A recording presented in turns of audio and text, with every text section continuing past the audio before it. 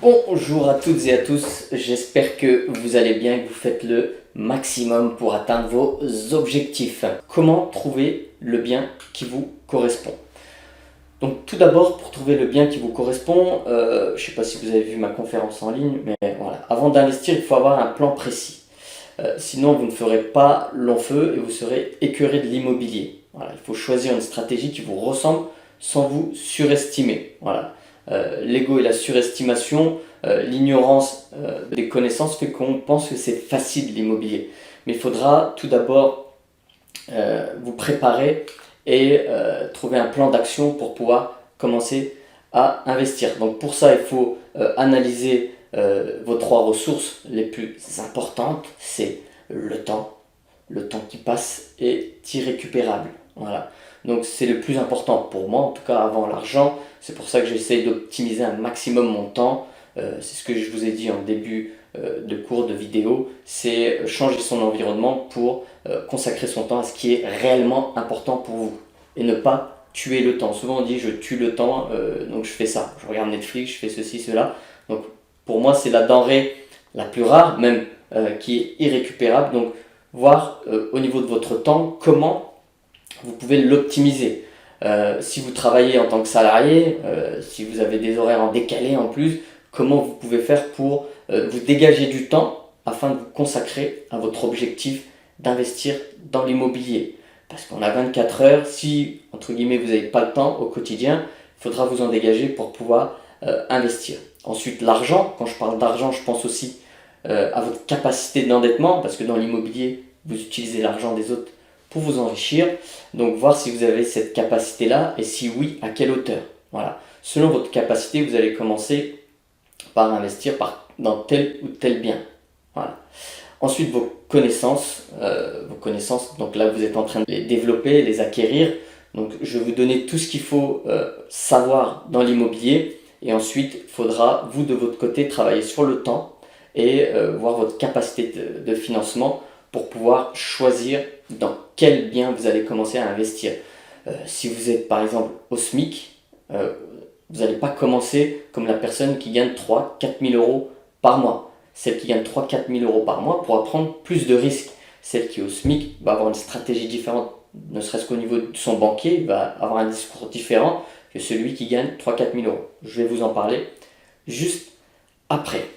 C'est ce que je dis, le temps peut s'acheter en déléguant certaines tâches. Si vraiment vous n'arrivez pas à vous dégager du temps, vous pouvez déléguer, mais toujours avec des personnes de confiance. Et il faudra que ces personnes comprennent bien votre état d'esprit et ce que vous recherchez vraiment.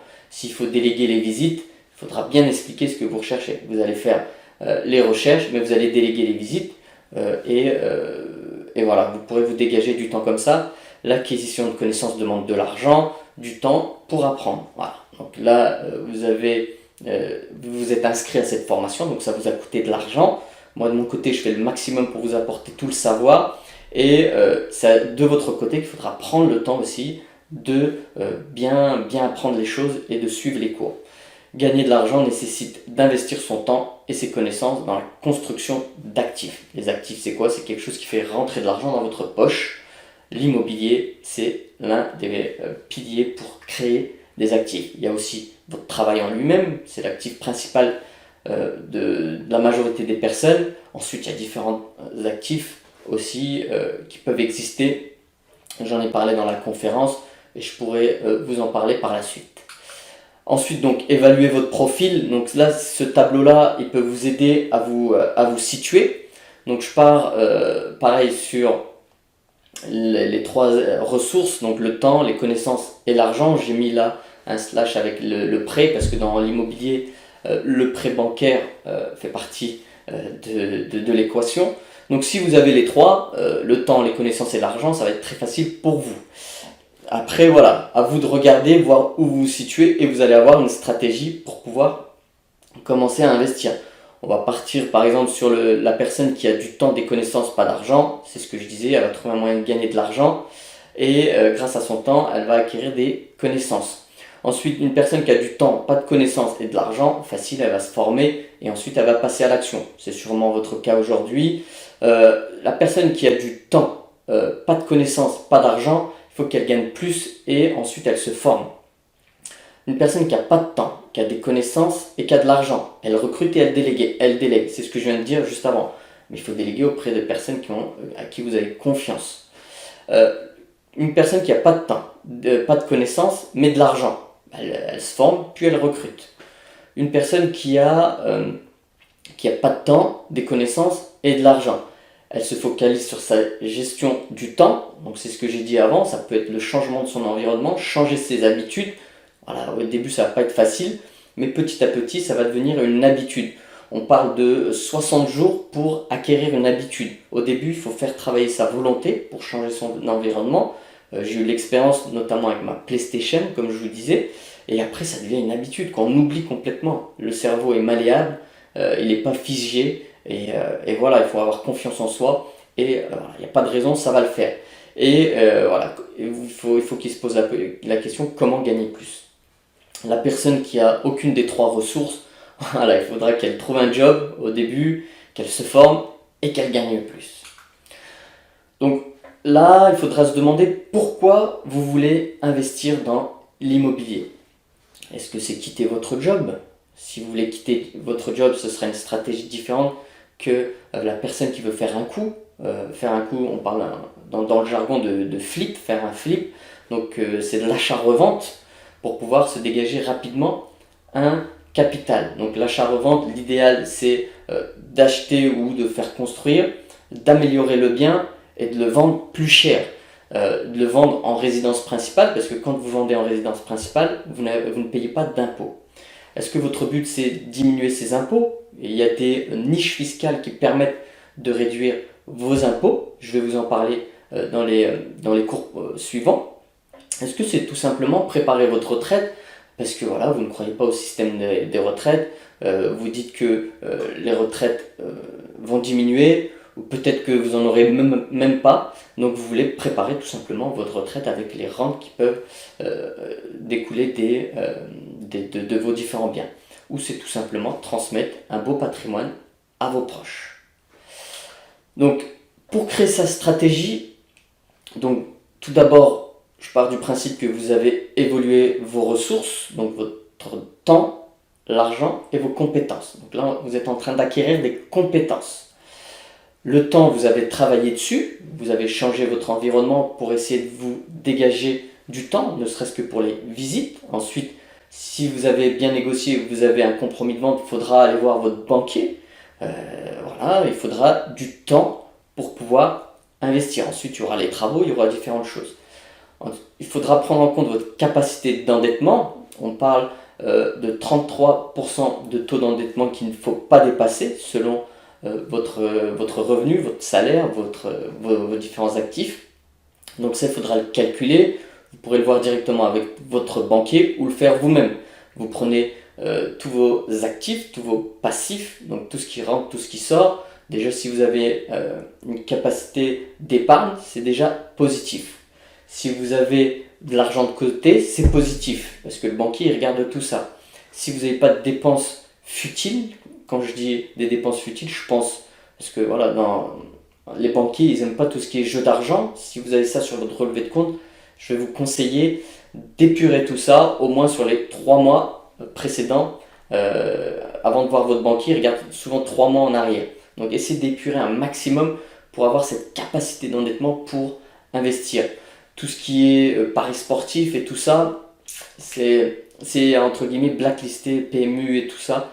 Ils n'aiment pas parce qu'il y a une grande probabilité que vous perdiez la notion d'addiction dans ces jeux-là. Donc il faudra épurer vos relevés de compte pour pouvoir avoir cette capacité d'endettement. Le potentiel, il faudra évaluer le potentiel de la ville où vous voulez investir. Voilà, je vais vous montrer quel logiciel utiliser, comment analyser votre marché et selon, voilà, si le marché est plutôt en déclin, s'il y a beaucoup de vacances, ça va être différent que la personne qui veut investir dans une ville qui est perchée où le prix de l'immobilier est assez haut. Voilà, il y aura des stratégies différentes. Après, à vous de choisir comment vous voulez faire. Le type de logement, qu'est-ce qui se loue le mieux en termes de probabilité? Quand vous allez commencer, mieux vaut mettre les probabilités de votre compte pour vous rassurer. Donc entre le studio F2, F3, maison, ancienne ou du neuf, l'ancien avec travaux, qu'est-ce qui loue le mieux ou qu'est-ce que vous pouvez faire avec ces types de biens, ou investir voilà, selon le potentiel de la ville. La stratégie précise, donc là c'est qu'est-ce que vous allez rechercher au quotidien dans les petites annonces, qu'est-ce que vous allez demander à votre réseau, qu'est-ce que vous allez rechercher précisément. Est-ce que c'est de l'achat-revente, donc faire un flip? Est-ce que c'est de la location nue? Je vais vous parler de la location nue, quels sont ses avantages, ses inconvénients. La colocation, voilà, moi je sais que quand j'ai mis la maison en location, j'ai eu des demandes par rapport à ça, ça se fait de plus en plus, donc ça se fait aussi dans les villes étudiantes proches des universités et ça permet de booster la rentabilité. Après c'est une gestion différente avec ses inconvénients, mais il y a des points positifs aussi à prendre en compte. La location meublée, les inconvénients et les avantages, je vais vous en parler aussi. La location saisonnière, Airbnb ça se fait très facilement, mais il y a des pièges qu'il faut éviter et je vais vous en parler. Les statuts juridiques, super important, parce que moi, j'ai fait une erreur par rapport à ça et ça m'a coûté 2300 € d'impôts. Donc là, j'y ai remédié, j'ai transformé un statut, mais voilà, le fait de ne pas savoir, ça m'a coûté 2300 €. Voilà. Donc, quel statut juridique il existe? Je vais tout vous dévoiler et vous allez voir si ça correspond à votre objectif, à ce que vous imaginiez, et si ça ne correspond pas, vous allez en choisir un autre. Voilà, selon si vous avez du temps ou pas, vous allez choisir un statut, parce que pour pouvoir profiter d'un certain type de statut, il faut apporter plus de travail, ou il y a différentes choses qu'il faut prendre en compte. Donc voilà sur les 6 points pour créer votre stratégie. Donc les ressources, quand je parle de ressources, temps, argent et compétences, votre capacité d'endettement selon votre situation, les revenus que vous avez et vos dépenses. Voilà. Parce qu'une personne qui gagne 3000 € par mois mais qui dépense 3005, ça va être compliqué pour elle d'emprunter. Alors qu'une personne qui gagne 1200 €, qui est chez ses parents et qui a très peu de dépenses, ou même pas qui est chez ses parents, qui vit en appartement, en location, qui a très peu de dépenses, elle aura plus de facilité d'emprunter, parce que au niveau du banquier, elle sera plus riche, entre guillemets.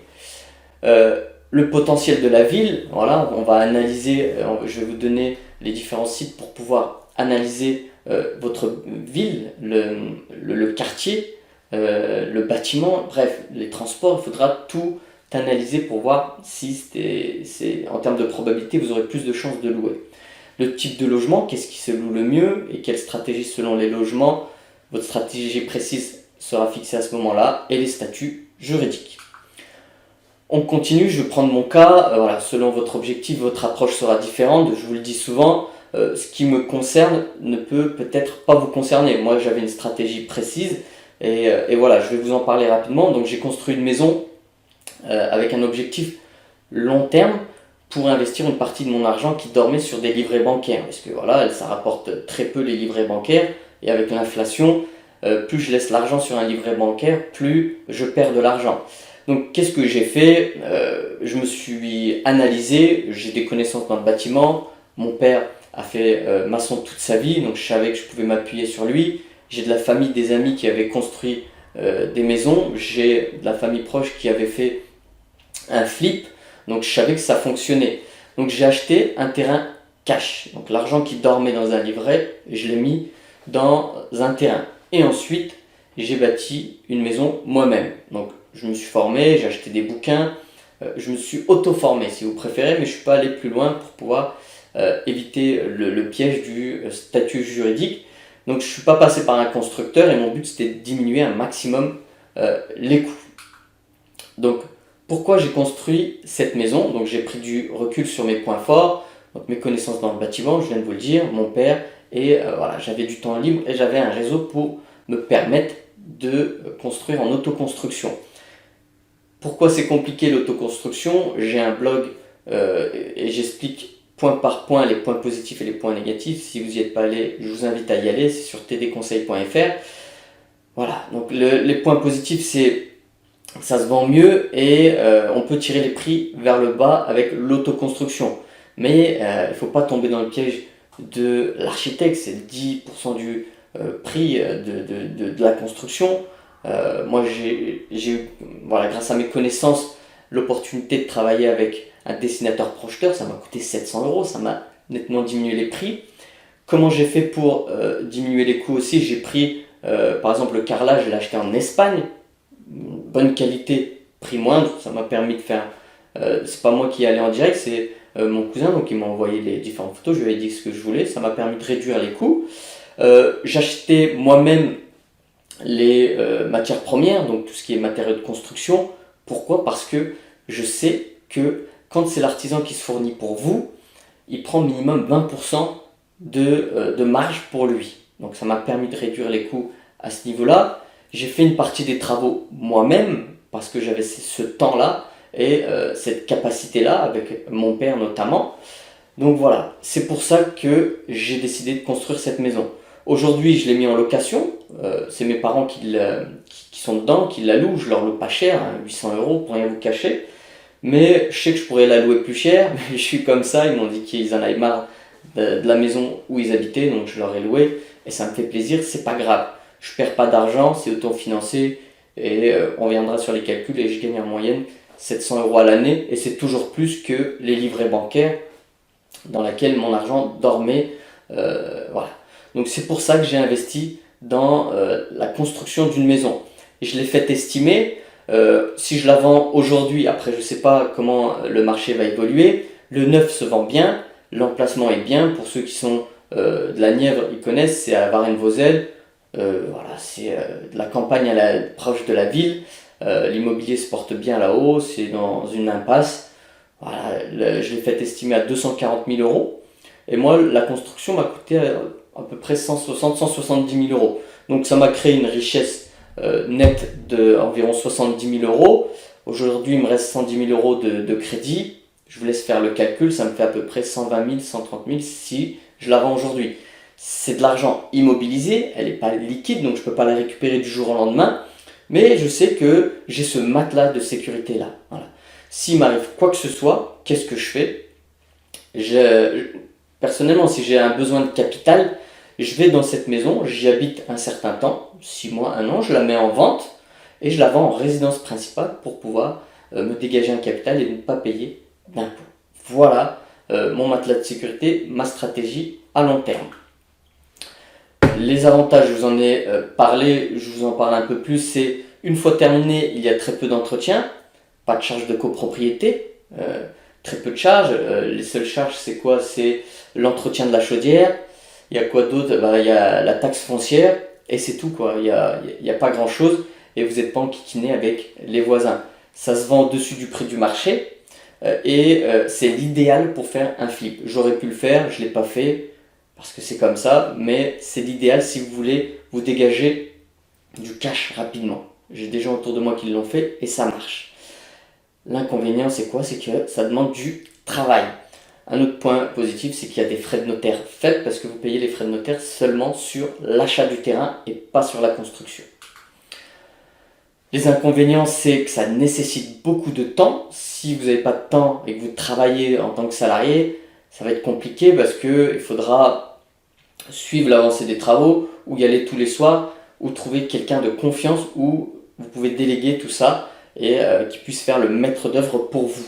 Ça nécessite beaucoup de temps. Moi j'en avais, j'étais à la fin de ma convalescence suite à ma maladie, j'étais à ma 2e année d'arrêt de travail et il me restait 1 an d'arrêt de travail, ça allait mieux, j'avais récupéré quelques dixièmes, je voulais pas retourner dans ce métier-là que je faisais, j'avais ce maintien de salaire-là, je me suis dit qu'est-ce que je peux faire pour optimiser mon temps. J'ai investi dans l'immobilier et j'y ai consacré tout mon temps. Donc j'avais cette chance-là dans mon malheur suite à ma maladie. Mais voilà, c'est ce que j'ai fait. Ça coûte plus cher. Pourquoi? Parce que quand on construit une maison neuve, on a des obligations avec les réglementations thermiques. Donc plus d'isolation, des matériaux plus compétents et l'achat en lui-même des matières premières coûte plus cher. Moi j'avais la chance de connaître le gérant d'un fournisseur de matériaux, il m'a arrangé sur les prix. Après voilà, la construction en elle-même, quand on achète des matières premières, ça coûte cher. Des imprévus, j'en ai eu pas mal. Dès le début de la construction, j'en ai eu, notamment avec le terrassier. Voilà, je lui avais donné les plans, il devait faire un terrassement précis. Le terrassement, c'est creuser pour pouvoir faire les fondations. Et il s'est trompé d'1 mètre. Au lieu de creuser à 6 mètres de la voirie, il a creusé à 5 mètres. Et ça, je m'en suis rendu compte une fois les fondations coulées.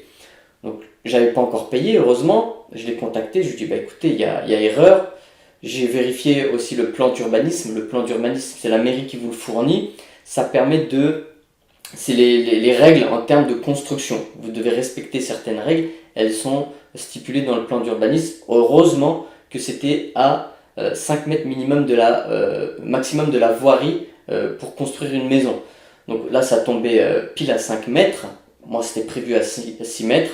J'ai fait un courrier avec accusé de réception en disant bah voilà, vous êtes trompé, moi je ne paye pas. Au final, ça m'a fait une économie d'à peu près 4 ou 5 000 euros. Mais bon, voilà, sur 1 mètre, ça n'a pas beaucoup de conséquences pour la construction. J'aurais préféré à 6 mètres pour la voiture, pour les différentes voitures.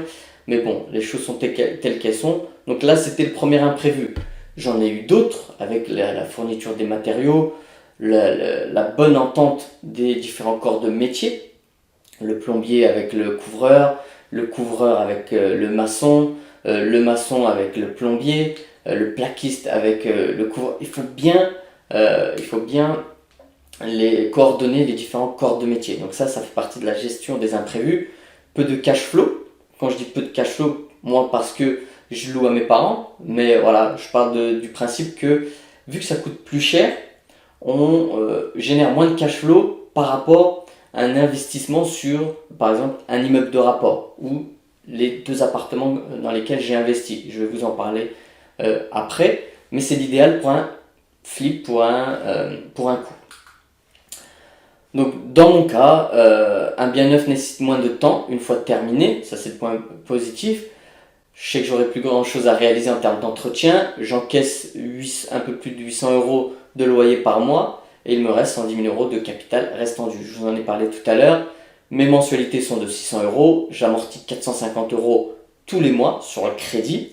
Donc ces 450 euros là sont incorporés dans mes revenus pour le calcul de mes impôts. Après, c'est cette erreur-là que j'ai faite pour ma fiscalité qui m'a coûté 2300 euros. Je vais vous en parler juste après.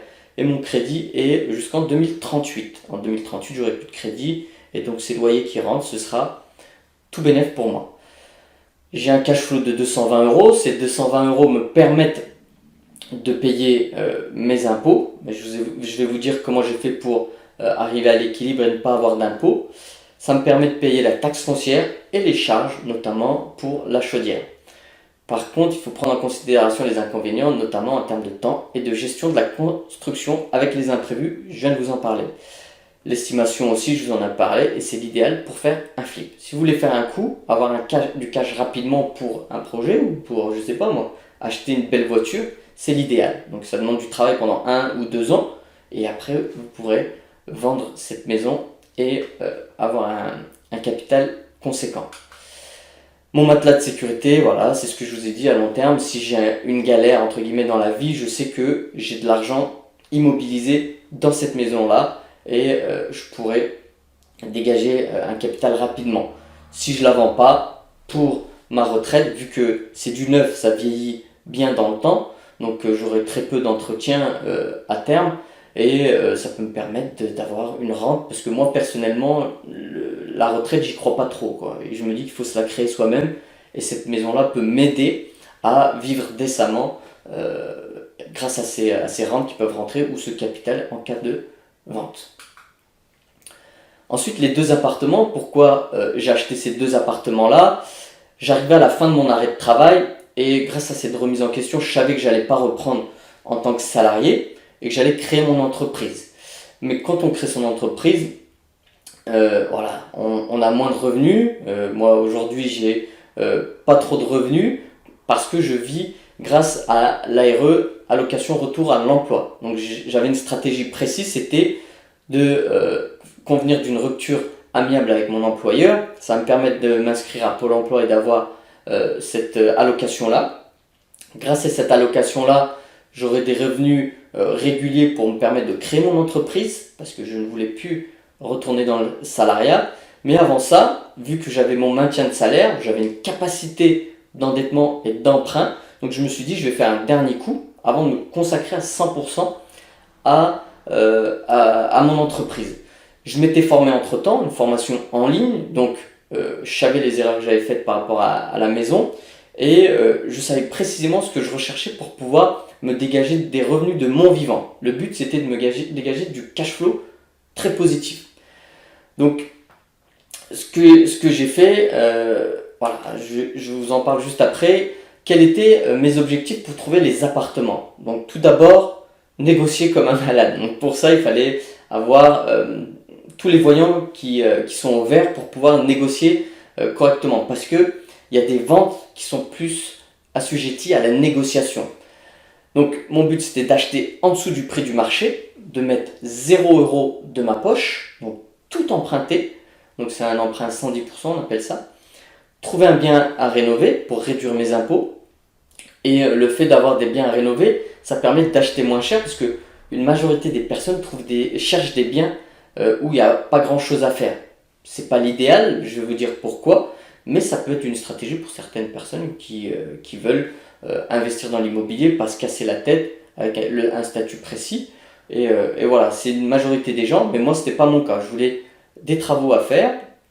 Je sortais de la construction de la maison, donc j'avais cette dynamique-là, et ça permet aussi d'acheter moins cher. Et je voulais acheter proche de chez moi, je voulais pas faire des kilomètres, parce que déjà j'ai du mal à conduire avec mon œil, surtout la nuit, et je voulais rester proche de chez moi pour optimiser mon temps. Ma stratégie c'était quoi? C'était consulter tous les jours les petites annonces.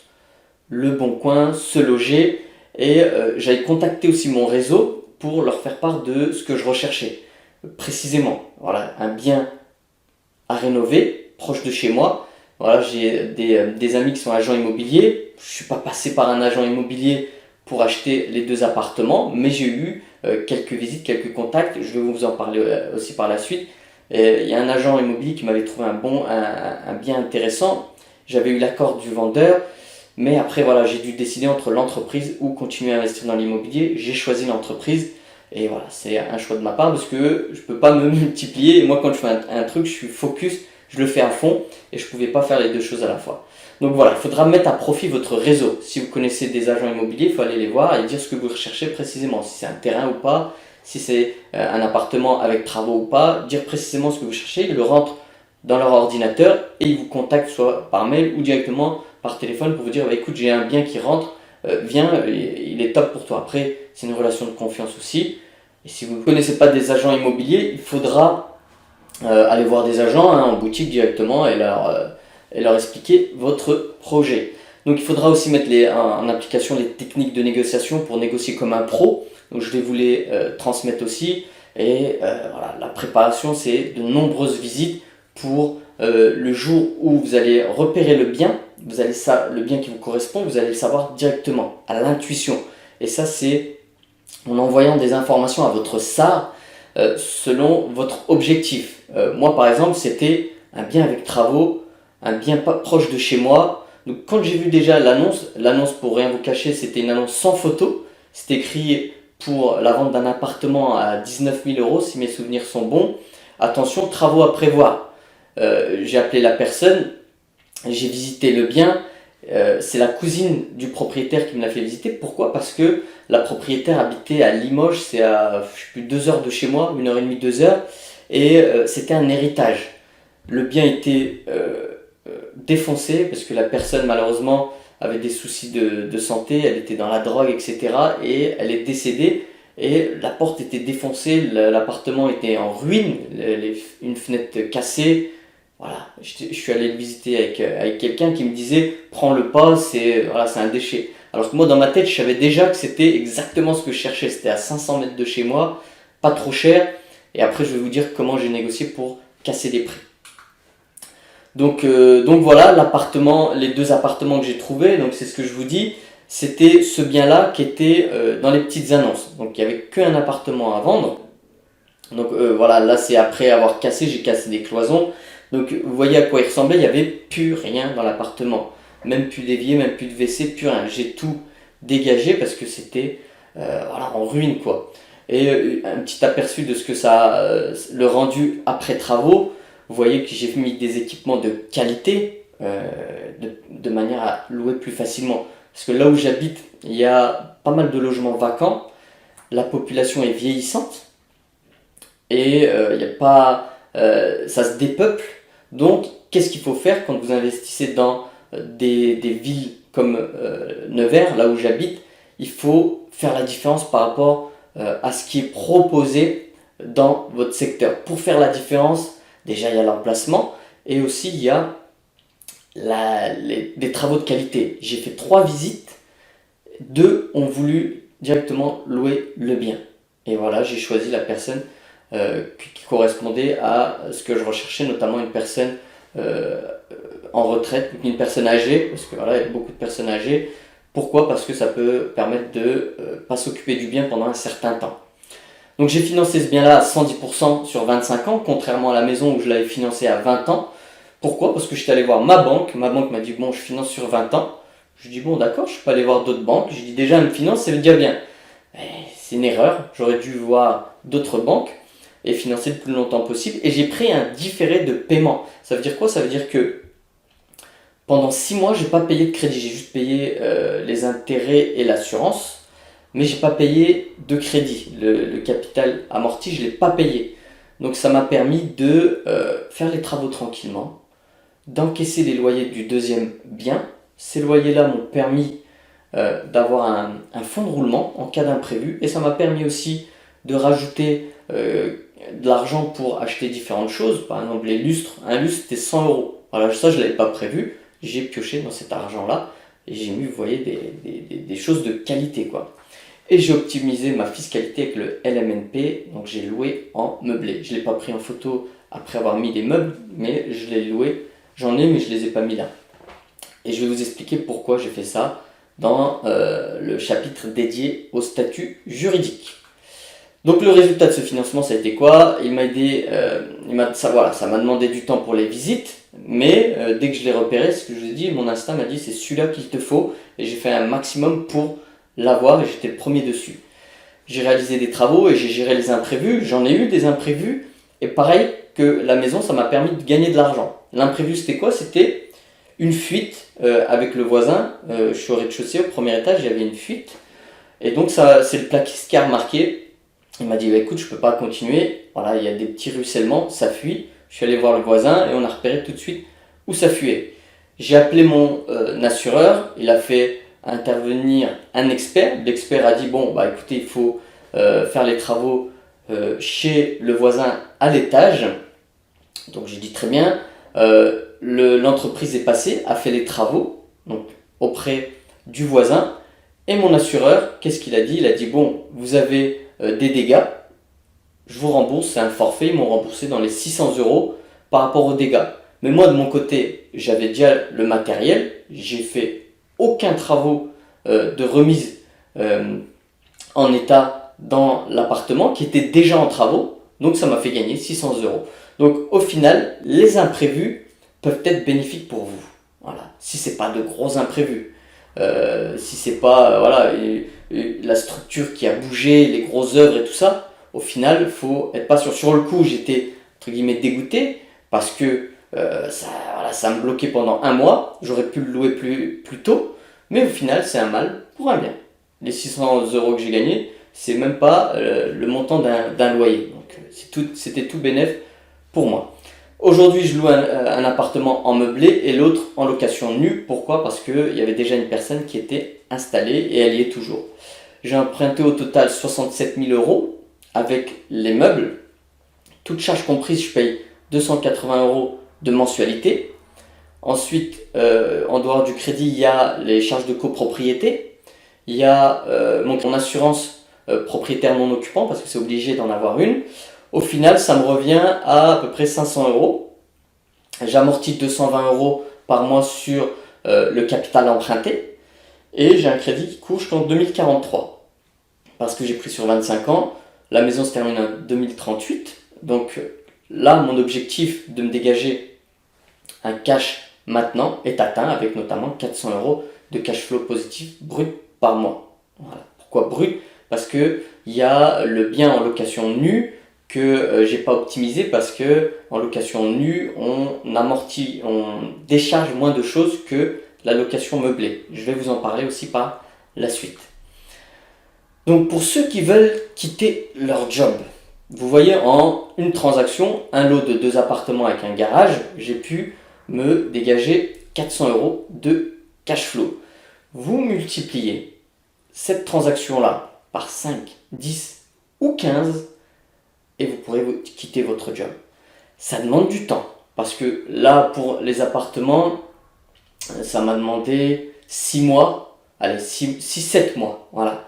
On va dire, ça vous demande 1 an pour un projet immobilier. 1 an, voilà, après ça dépend dans quoi vous voulez investir.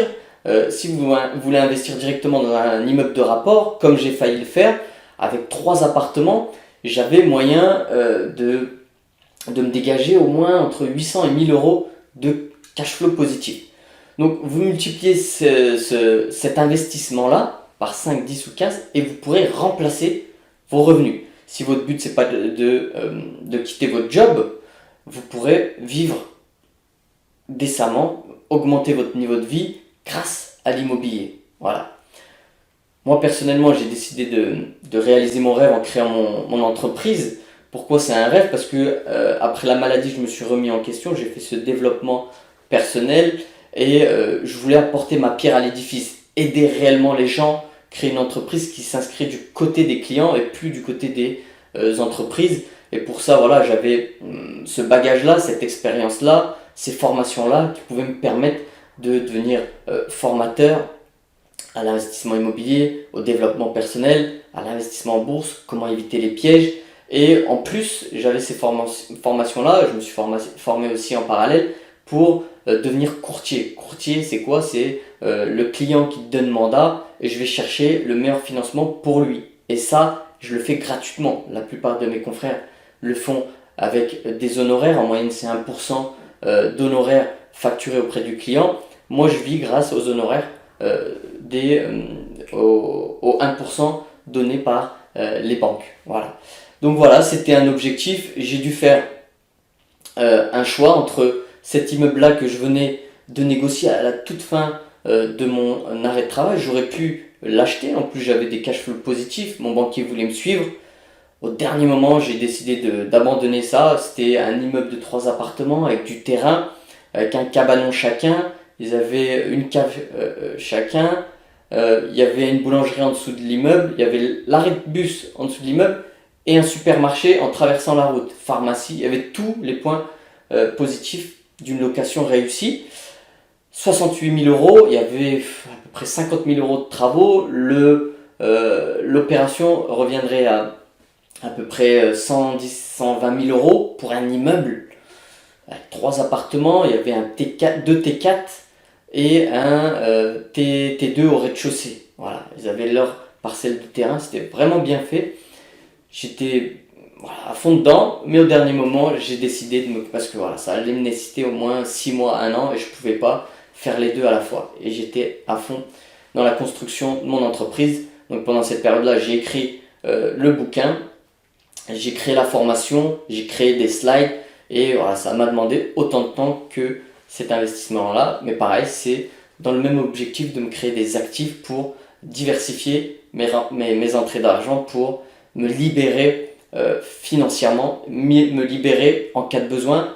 Parce que quand je suis tombé malade, je sortais de 11 jours de congé paternité et j'étais obligé de retourner au boulot alors que ma femme faisait un baby blues et ma fille, au bout de 4 jours à la maison, elle était obligée de retourner à l'hôpital parce qu'elle est tombée malade et moi j'étais obligé d'aller au boulot alors que j'avais pas du tout envie. Donc si ça me réarrive, je touche du bois, j'espère que ça va jamais m'arriver, et ben je choisirai, je sais pas si ça se dit, ma famille plutôt que mon job, quoi. Pourquoi? Parce que j'aurai d'autres entrées d'argent, j'aurai un matelas de sécurité qui peut me permettre de choisir ce qui est réellement important pour moi. Voilà, et de me libérer de la rat race et de ces obligations-là et d'avoir le pouvoir et cette liberté-là et non mon patron. Voilà, c'est pour ça que j'ai créé ma boîte au lieu de continuer mes investissements immobiliers. L'objectif du cash flow positif. investissement, bourse, immobilier, business. C'est valable pour n'importe quel investissement, donc dans la création d'actifs. Ce qui rentre dans votre poche doit être supérieur à ce qui en sort. Voilà, je le dis souvent, il faut que ça rentre dans votre tête quand vous faites vos calculs. Il faut que ce soit un objectif précis. Vous avez à votre disposition le logiciel de calcul sous format Excel. Prenez l'habitude de l'utiliser. Vous avez le tuto pour vous expliquer comment ça fonctionne. Donc ça vous aidera à savoir jusqu'où vous pouvez négocier, à quel moment vous arrivez à la limite de la rentabilité. Donc c'est super important cette notion de cash flow positif. J'ai oublié un H, il faut que je la rajoute. Donc, et ça va vous permettre d'emprunter plus facilement. Voilà, vous allez voir votre banquier. Moi, j'étais allé voir le Crédit Mutuel, c'est l'une de mes banques. Après mon investissement dans la maison, il a noté que voilà, je ne perdais pas d'argent, que j'en gagnais. Il l'a mis en capacité d'épargne. Pour les appartements, pareil, il l'a mis en revenus supplémentaires. Donc ça gonfle vos revenus et ça vous permet de réemprunter facilement pour augmenter vos investissements si c'est votre objectif. Donc faire un coup sur sa résidence principale. Voilà. Imaginons que j'ai construit la maison lors de mon premier investissement pour y habiter. Je décide de la vendre quelques temps après. Je la vends 240 000 euros. J'ai emprunté 122 000 euros. Je réalise à peu près 70 000 euros de plus-value sans payer d'impôt. Vous voyez, donc en même pas un an, voilà, le projet a commencé en janvier. J'ai commencé la construction en mai. Le locataire était mes parents en tant que locataire étaient dans la maison à peu près le 6 décembre. Donc en un an de temps, au lieu de mettre mes parents, j'aurais pu la mettre en vente. Le temps que la vente se fasse, en un an et demi, vous pourrez vous dégager 70 000 euros de plus-value. Voilà. Donc moi aujourd'hui, ça me ferait, avec ce qui me reste à payer sur le crédit, si je la vendais aujourd'hui, 120 000 euros de capital disponible. Donc les cessions de biens exonérés de plus-value, c'est tout ça. La résidence principale, je vous en parle, c'est tout en haut. Ensuite, il y a la première cession d'un logement autre que la résidence principale, votre première vente. Cession effectuée par des personnes âgées ou invalides de conditions modestes. Je ne sais pas si c'est votre cas. Quand un bien, vous l'avez plus de 30 ans. Cession d'un logement en France de non-résidents. La cession inférieure à 15 000 euros, par exemple pour les garages. Si vous investissez dans un garage et vous le revendez. C'est une expropriation, certains partagent, cession au profit d'organismes ou logements sociaux, s'engageant à réaliser des logements sociaux, droit de surélévation et dans des zones tendues. Vous avez le lien pour pouvoir consulter ces exonérations de plus-value. Le principal, les personnes qui font ce genre d'achat-revente, c'est souvent en résidence principale. Voilà, c'est plus simple. Et l'inconvénient, c'est qu'il faut déménager pour pouvoir revendre en résidence principale. Donc ça fait des démarches supplémentaires. Voilà. Mais c'est du travail, ça fait partie du job pour pouvoir se dégager du cash rapidement. Donc là, je vais vous parler de la location saisonnière. Les points forts et les points faibles. Les points forts, c'est une excellente rentabilité parce que c'est des nuitées que vous vendez et voilà, c'est comme le détaillant et le grossiste et le semi-grossiste. Le grossiste dans l'immobilier, c'est qui? C'est celui qui loue en professionnel des complexes immobiliers, etc., des hôtels. Le semi-grossiste, c'est vous et moi, le particulier qui investit et qui loue en nu ou en meublé au mois. Et il y a le détaillant qui travaille plus parce que ça nécessite plus de temps, mais avec une rentabilité supérieure. Voilà. Il n'y a pas de bail, c'est un numéro de déclaration que vous devez indiquer dans la plateforme Airbnb par exemple ou Booking. Ce numéro-là, vous l'obtenez grâce à la mairie. Mais avant d'investir dans la location saisonnière, il faut aller vous renseigner auprès de la mairie s'ils acceptent les locations saisonnières. Parce que le maire, il peut refuser les locations saisonnières. Voilà, donc ça, il faut le savoir. Si vous avez cet objectif-là, d'abord commencez à vous renseigner pour éviter de partir sur cette stratégie-là et ensuite vous rendre compte, le maire, il refuse. Erreur. Donc il faudra choisir une autre stratégie sur le fait. Donc voilà. Pour les personnes qui veulent faire de la location saisonnière, la location courte durée, LCD on appelle ça. Vous avez certains agents immobiliers qui proposent de gérer tout ça. Après ça coûte en moyenne 5-6% du prix, même 10% sur certains, du prix des nuitées, mais ça permet de déléguer. Après voilà, moi si je fais ça personnellement, j'ai des gens à qui je peux déléguer le ménage. Pour tout ce qui est remise des clés, il faut choisir une personne commerciale, souriante, accueillante, parce que voilà, dans ce domaine-là, il y a des notes qui sont données à la fin du séjour, et c'est ce qui permet de faire la différence par rapport aux autres locations saisonnières. Parce que moi, personnellement, j'utilise beaucoup Airbnb quand je voyage, j'aime ça, rencontrer des gens ou même un appartement seul, j'aime bien le concept. Et je regarde les notes, je regarde les appréciations avant de choisir. Donc il faut choisir une personne souriante, commerciale pour déléguer tout ce qui est remise des clés. Voilà, c'est important, donc il faut tout prendre en compte. Mais si c'est un de vos objectifs, d'augmenter, de booster votre rentabilité, c'est bien. Il faut choisir des endroits aussi où il y a de la demande, notamment des zones de passage où il y a des professionnels qui peuvent venir, des étudiants ou du tourisme. Voilà. Moi je sais que là où j'habite, il y a à peu près 40 000 touristes à l'année qui viennent.